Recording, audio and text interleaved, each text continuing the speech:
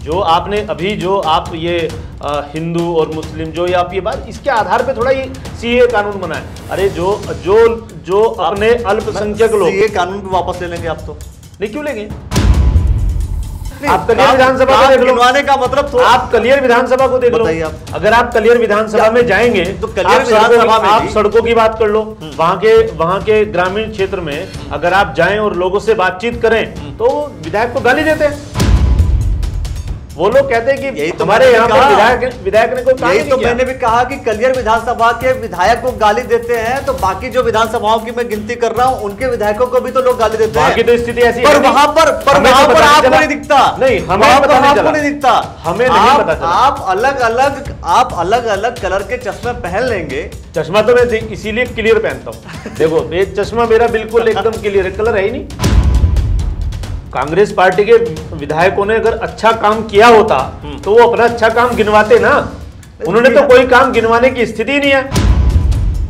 अगर कांग्रेस पार्टी के विधायक को अगर जनता गाली दे रही है, भारतीय तो जनता पार्टी सही है, वो सही है। और जब बीजेपी के विधायक को जनता गाली देती है तो वो गलत है। कलियर विधानसभा में इस बार कमल खिलेगा। हरिद्वार के अंदर भाजपा का जो प्रदर्शन है वो पिछली बार से ज्यादा अच्छा होगा।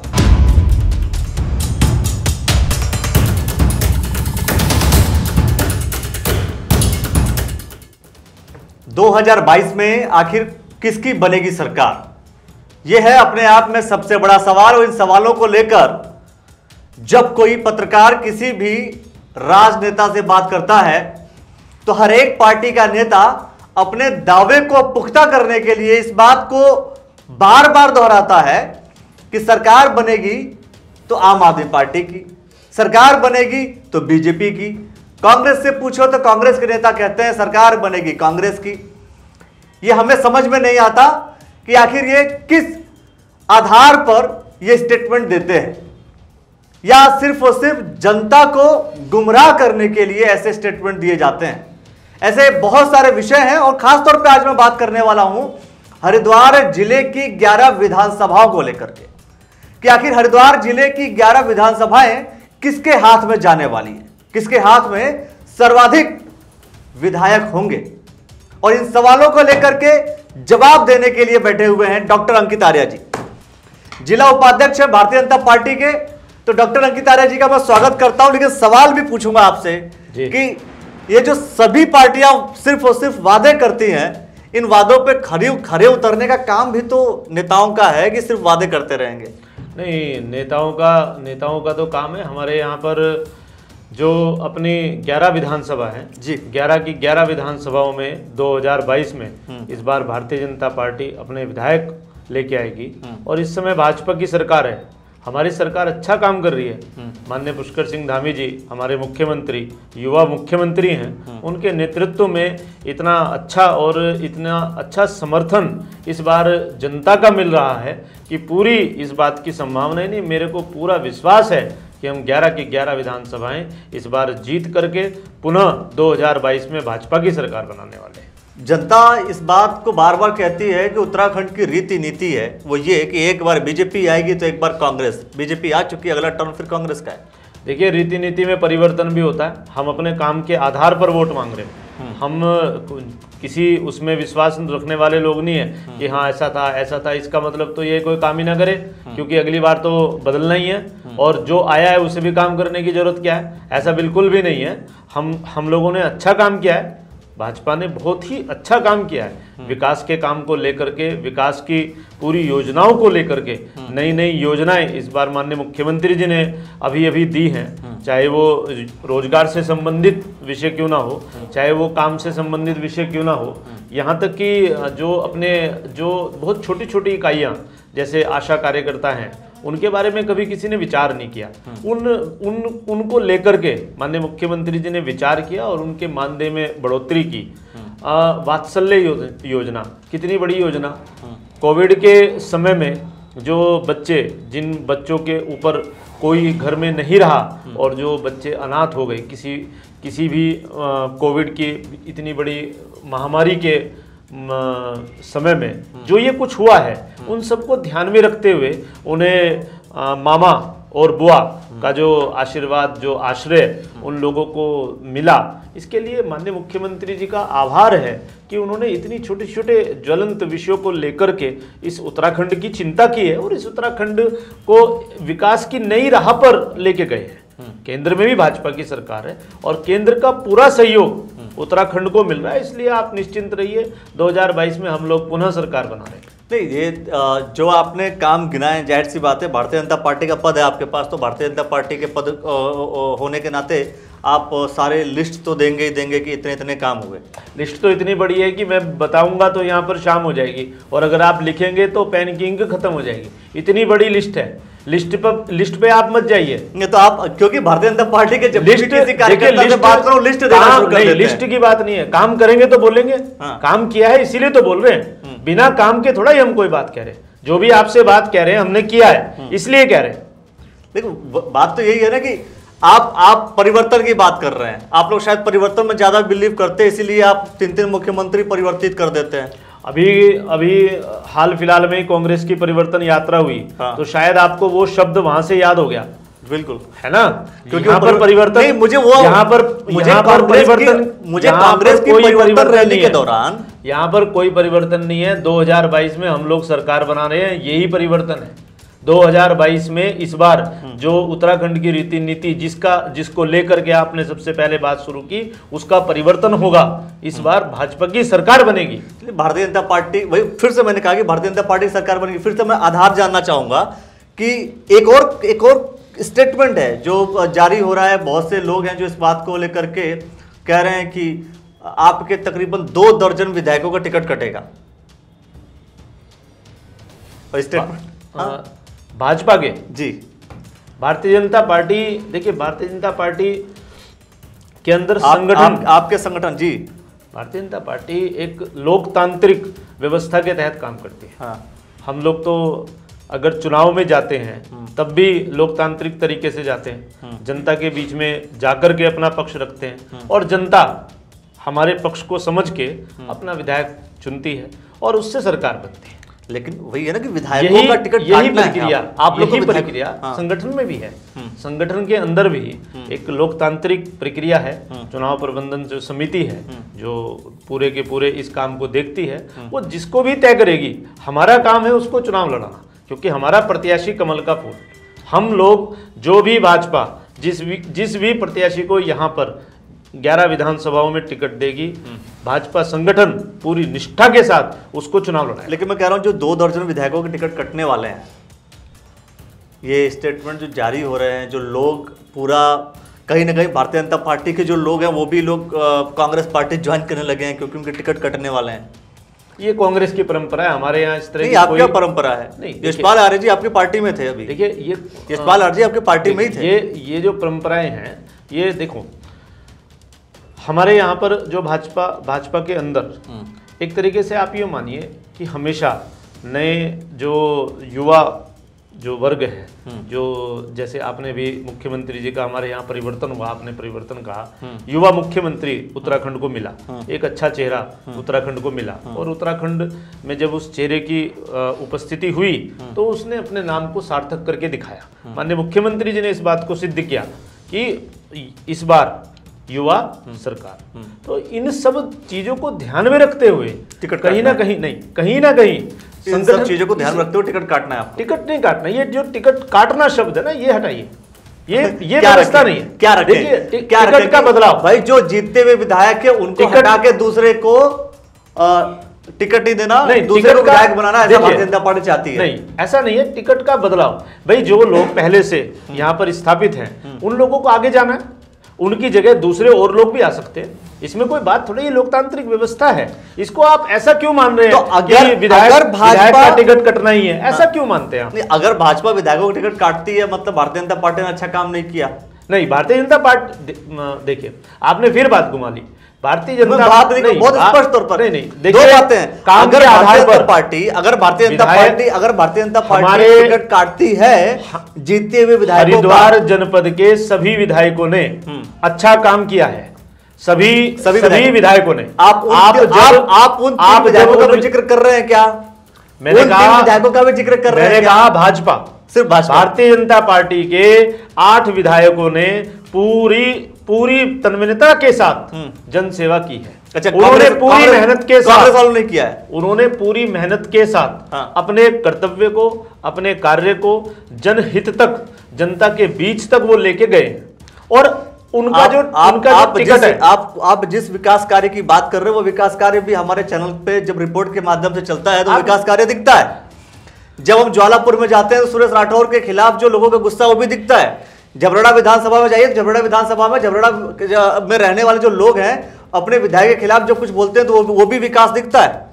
जब आप कहीं की भी बात करेंगे, अगर आप मंगलौर विधानसभा की आप बात करेंगे और मंगलौर विधानसभा की आप बात करेंगे, भगवानपुर विधानसभा की बात करेंगे, तो जब कैमरा घूमता है तो कैमरे को केवल और केवल एक कोने में लगा हुआ जाला दिखता है, और वो जो जाला है उसी जाले को आप लेके आते हैं कि देखो पूरी की पूरी विधानसभा में यहाँ कोई काम नहीं हो रहा है, यहाँ 4 गंदगी के ढेर हैं तो इसका मतलब पूरी विधानसभा गंदी है। तो ऐसा नहीं होता है। ये कि जो ऐसा बिल्कुल नहीं है। भगवानपुर जब कोई काम करेगा, जब कोई काम करेगा, विधानसभा की बात कर रहे हैं, मैं कह रहा हूँ 3 जब विधानसभा कोई काम करेगा तो जब वो काम कर रहा होगा तो जायज सी बात है कि सभी को संतुष्ट करना उसके बस का नहीं है, हो भी नहीं सकते।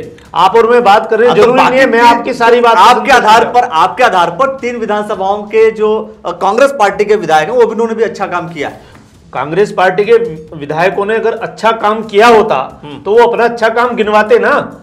उन्होंने तो कोई काम गिनवाने की स्थिति नहीं है। आप कलियर विधानसभा को देख लो, गिनवाने का मतलब तो आप कलियर विधानसभा को देख लो। अगर आप कलियर विधानसभा में जाएंगे तो कलियर विधानसभा में आप सड़कों की बात कर लो, वहां के ग्रामीण क्षेत्र में अगर आप जाएं और लोगों से बातचीत करें तो विधायक को गाली देते हैं। वो लोग कहते हैं कि तो हमारे यहाँ पर विधायक ने कोई काम नहीं किया। मैंने भी कहा कि कलियर विधानसभा के विधायक को गाली देते हैं तो बाकी जो विधानसभाओं की मैं गिनती कर रहा हूं उनके विधायकों को भी तो लोग गाली देते हैं। बाकी तो स्थिति ऐसी पर वहां पर आपको नहीं दिखता। नहीं, हमें आपको नहीं दिखता, हमें नहीं पता चला। आप अलग अलग कलर के चश्मे पहन लेंगे। चश्मा तो मैं इसीलिए क्लियर पहनता हूँ। देखो ये चश्मा मेरा बिल्कुल एकदम क्लियर है, कलर है ही नहीं। नहीं आप मैं ऐसा नहीं है। देखिए ये तो मैं नजरिए वाले चश्मे की बात कर रहा हूँ, मैं नजरिए वाले चश्मे की बात कर रहा हूँ। आपका दृष्टिकोण है। नहीं तो जब कांग्रेस पार्टी का विधायक, अगर कांग्रेस पार्टी के विधायक को अगर जनता गाली दे रही है भारतीय जनता पार्टी, वो सही है। और जब बीजेपी के विधायक को जनता गाली देती है तो वो गलत है। ये क्या है? भारतीय जनता पार्टी की थीम में जाइए। जब आप भारतीय जनता पार्टी की थीम में जाएंगे तो आपको समझ में आएगा सबका साथ, सबका विकास, सबका विश्वास। इस योजना पर कौन पार्टी काम करती है? भारतीय जनता पार्टी काम करती है। और इस योजना के अंदर जो चश्मा है ना वो क्लियर ही रहता है। वो चश्मा कोई काला नहीं होता, वो चश्मा कोई अलग लेंस नहीं होता। हम सबको एक नजर से देखते हैं, हमारा काम है काम करना। इसीलिए भाजपा अगर आप निष्ठा के साथ काम कर रही है, अगर आप एक ही लेंस और एक ही कलर का चश्मा पहनते तो कलियर विधानसभा आपकी होती, मंगलौर आपकी होती, भगवानपुर भी आपकी होती। जनता, लोकतंत्र। तो मतलब लोकतंत्र तो वहां पर आप सही तरीके से नहीं देखते। नहीं, ऐसा नहीं है। वो जो लोकतंत्र, आप लोकतंत्र है, सबका विकास और सबके विश्वास की बात करते हैं। 1250, 1300 वोट से हारे। हमने पूरी मेहनत की, हम जनता के बीच में गए, हमने अपनी बात जनता के सामने रखी। हो सकता है जनता को हम अपनी बात पूर्ण रूप से ना समझा पाए। इस बार दोबारा प्रयास करेंगे, प्रयास ही करते रहेंगे। प्रयास करने के बाद ही तो सफलता मिलेगी। करते रहेंगे नहीं, प्रयास करने के बाद सफलता मिलेगी। इस बार कमल खिलेगा। कहां पर? कलियर विधानसभा में इस बार कमल खिलेगा। हरिद्वार के अंदर भाजपा का जो प्रदर्शन है वो पिछली बार से ज्यादा अच्छा होगा। आप निश्चिंत रहिए। 2022 में जो सरकार बनने वाली है ना, उस सरकार को बनाने के लिए जो हरिद्वार है, हरिद्वार की महत्वपूर्ण भूमिका होगी। नहीं, सरकार बनाने के लिए हरिद्वार के अब क्या 11 में से 8 तो मिल गया, अब इससे अधिक और क्या महत्वपूर्ण भूमिका? 3 बचे हैं ना, वो भी पहाड़ के लोग जो है सरकार नहीं बनाएंगे। सरकार बनाएंगे ना। हमारी जो 3 विधानसभा, 3 तो रहने दीजिए। क्यों रहने दीजिए? अगर कांग्रेस पार्टी के हाथ में 3 है तो 3 रहने दीजिए। अब बाकी जाकर के पहाड़ों पे अच्छा काम कीजिए। क्या भारतीय जनता पार्टी पहाड़ों में अच्छा काम नहीं कर रही है? हर विधानसभा में कमल खिलाना है। आप याद कीजिएगा, अटल बिहारी वाजपेयी जी ने एक सपना देखा था, और जब उन्होंने कहा था कि 3 स्टेट में, केवल 3 स्टेट में भाजपा की सरकार थी और उन्होंने जब ये बात संसद में खड़े होकर के कही थी कि एक दिन ऐसा आएगा जब पूरे भारत में के हर स्टेट में हमारी सरकार होगी। उस समय सबने मजाक उड़ाया था, सबने इस बात को कहा था कि ये तो ऐसा कभी हो ही नहीं सकता। लेकिन आज हम इस बात को गौरव के साथ पूरे समर्थन के साथ इस बात को कहते हैं कि आज पूरे देश के अंदर माननीय नरेंद्र मोदी जी को पूरे देश ने जो समर्थन दिया है, अरे आप हमारे माननीय प्रधानमंत्री जी को देखिए, उनका समर्थन पूरा विश्व करता है। नहीं, कल आप पूरे विश्व का समर्थित व्यक्ति फिर से कह रहा हूं, जब देश का प्रधानमंत्री बनकर के आपको कलियर विधानसभा या मंगलौर विधानसभा की बात करूं, भगवानपुर विधानसभा की बात करूं, तो क्या ये लोग नरेंद्र मोदी को देख के वोट देंगे कि वहां के कैंडिडेट को देख करके वोट देंगे? बताइए। जायज सी बात है, केंद्र में हमारी सरकार है। हाँ। माननीय प्रधानमंत्री जी को ध्यान में रखते हुए, उनकी नीतियों को ध्यान में रखते हुए, आखिर कब तक आप नरेंद्र मोदी जी के द्वारा, मैं कह रहा हूं, देखिए प्रधानमंत्री, मैं विधानसभा के टिकट की बात करूं या सांसदों की, अभी तो दोनों की स्थितियों की अगर मैं बात करूं तो ये सभी के सभी लोग सिर्फ और सिर्फ नरेंद्र मोदी जी के चेहरे को लगाएंगे तब चुनाव जीतेंगे। क्या आपके कैंडिडेट्स में, भारतीय जनता पार्टी कार्यकर्ताओं में खुद में इतना दम नहीं है कि अपने चेहरे पे चुनाव लड़े और जीत जाएं? अपने चेहरे पे चुनाव लड़ तो रहे हैं। तो आप तो भारतीय हमारी पार्टी के शीर्ष नेता है ना, हम अपने नेता का फोटो नहीं लगाएंगे, हम अपने प्रधानमंत्री का फोटो नहीं लगाएंगे। अरे हमारे प्रधानमंत्री हैं, हमारे प्रधानमंत्री ने अच्छा काम किया है। हमारे प्रधानमंत्री जी ने जो योजना चलाई है वो सभी देशवासियों के लिए चलाई है ना। उन योजनाओं का लाभ लोगों को मिल रहा है, तो उनकी जिन योजनाओं का लाभ लोगों को मिला है, जनता को मिला है, क्या हम उसे बताएंगे नहीं? लेकिन मेरा ये मानना है जनता के बीच में उनके नाम को लेके जाएंगे नहीं। मेरा ये मानना है कि जो अपने मुख्यमंत्री जी को लेकर के भी जनता के बीच में जाएंगे। हम वहां पर काम कर रहे हमारे जो विधायक हैं उनको लेकर के भी जनता के बीच में जाएंगे। जो हमने काम किए हैं उन्हें लेकर के तो हम जनता के बीच में जाएंगे, तभी तो हम लोगों को बता पाएंगे कि हमारे विधायक, हमारे मुख्यमंत्री, हमारे प्रधानमंत्री सभी जनसेवा में लगे हैं। तभी भाजपा की सरकार बनेगी 2022 में, तभी तो हमारी सरकार बनेगी जब हम सबको साथ लेकर के चलेंगे। अभी तो आपको बताया, सबका साथ, सबका विकास, सबका विश्वास। लेकिन यही कि आप सबके साथ, सबके विकास और सबके विश्वास की बात कर रहे हैं, पर मैं फिर से कह रहा हूं सबका विश्वास आपके ऊपर नहीं हो पा रहा है। यही कारण है कि आप जिन विधानसभाओं का मैं जिक्र कर रहा हूं, हम प्रयास करेंगे पूरा, खास तौर पे, क्योंकि देखिए आप उन विधानसभाओं का जिक्र कर रहे हैं, अगर मंगलौर और कलियर की मैं बात करूं, क्योंकि भारतीय जनता पार्टी हिंदूवादी पार्टी के तौर पर अपने आप को इंडिकेट करती है, प्रदर्शित करती है, दिखाती है।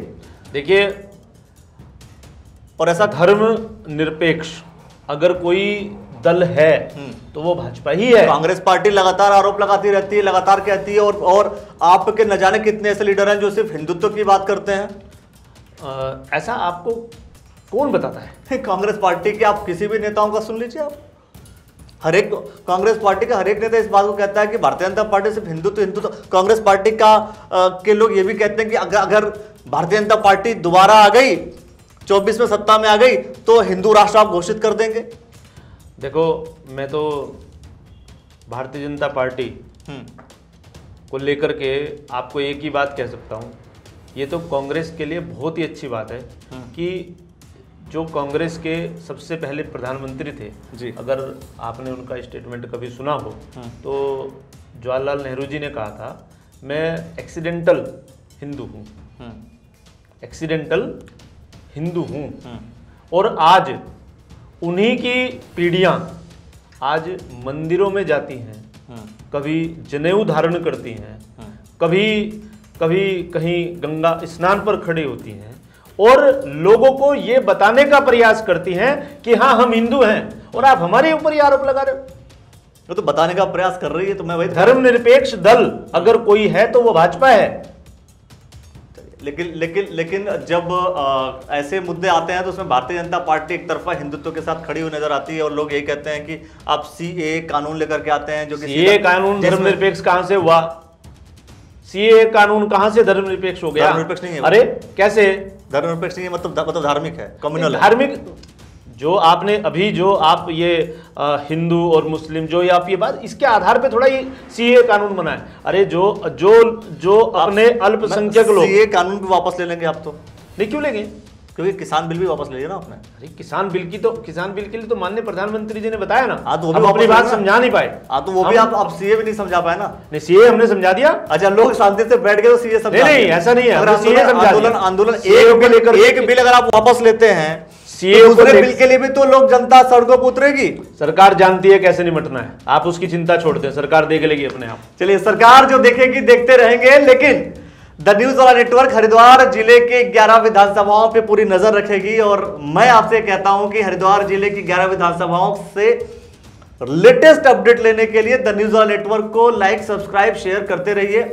और खासतौर पर अगर मैं बात करूं हरिद्वार जिले की, जो आप 3 विधानसभाओं का जिक्र कर रहे हैं, खासतौर पर जो कांग्रेस पार्टी के हाथ में है, इस बार आपकी तैयारी, अगर मैं कहूंगा आपकी तैयारी किस विधानसभा से, क्या आप भी किसी विधानसभा की तैयारी कर रहे हैं? पार्टी संगठन तय करेगा। मैं कलियर विधानसभा में रहता हूं, पार्टी संगठन मुझे मौका देगा, जरूर चुनाव लड़ूंगा। तो कलियर विधानसभा से आप चुनाव लड़ने वाले हैं? बिल्कुल तैयार हूं मैं।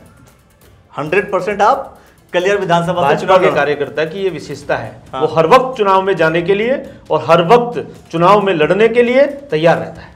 तो आप वहां जाकर के अपनी उपलब्धि बताएंगे या नरेंद्र मोदी जी की उपलब्धि बताएंगे? दोनों की उपलब्धि बताएंगे। अब जो काम मैंने किए हैं, इतने समय से मैं उस कलियर विधानसभा में हूं, जो मेरे द्वारा काम किए गए हैं वो भी बताऊंगा।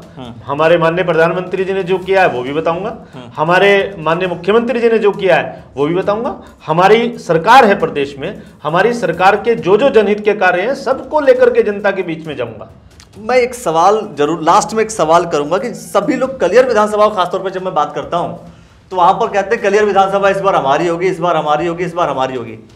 मतलब कोई आधार है भी या नहीं? मैं ये जानना चाहता हूं। बिना आधार का सभी भारतीय जनता पार्टी के नेताओं का स्टेटमेंट होता है कलियर विधानसभा को लेकर के, या कोई आधार होता है? अपनी बात रखने का, अपनी बात कहने का, अपनी बात को लेकर के जनता के बीच में जाने का सबको अधिकार है। पार्टी और संगठन जब किसी को प्रत्याशी घोषित कर देता है तो उसके बाद प्रत्याशी कमल का फूल, हमारा काम उस कमल के फूल को जिताना है। हमने पिछली बार भी प्रयास किया, हम इस बार भी यही प्रयास करेंगे, जीतेंगे। और इस बार मैं आपको पूर्ण विश्वास दिला रहा हूं कि हम कलियर विधानसभा निश्चित रूप से जीतेंगे। इस बार की स्थिति बहुत अच्छी है, हम लोग जीतेंगे, आप निश्चिंत रहिए। चलिए, तो देखना होगा कि कलियर विधानसभा में क्या होता है, और खासतौर पर पूरे हरिद्वार जिले की 11 विधानसभाओं पे क्या होता है। बहुत से ऐसे विधायक हैं जिनके खिलाफ जनता आक्रोशित है, और बहुत से आपके ऐसे ही विधायक हैं जो कहीं ना कहीं संगठन और अपने आप के ही भारतीय जनता पार्टी के नेताओं को लेकर के अनर्गल और अभद्र टिप्पणियां भी करते हैं। उनके टिकट को लेकर के क्या करेंगे, चूंकि आप पार्टी के जिला उपाध्यक्ष हैं, आपको क्या लगता है कि ऐसे लोगों का टिकट कटेगा या उनका भी टिकट नहीं काटेगी पार्टी? जो हमारी जो अनुशासन समिति जो है वो इस मामले को ध्यान में रखेगी, तो देखेंगे। अनुशासन समिति तो जैसा मैंने पहले जिक्र किया कि अनुशासन समिति सिर्फ इस बात को देखती है कि चुनाव जीतने वाला व्यक्ति है तो ठीक, अगर नहीं है तो उसको फिर निष्कासित करने का काम किया जाता है।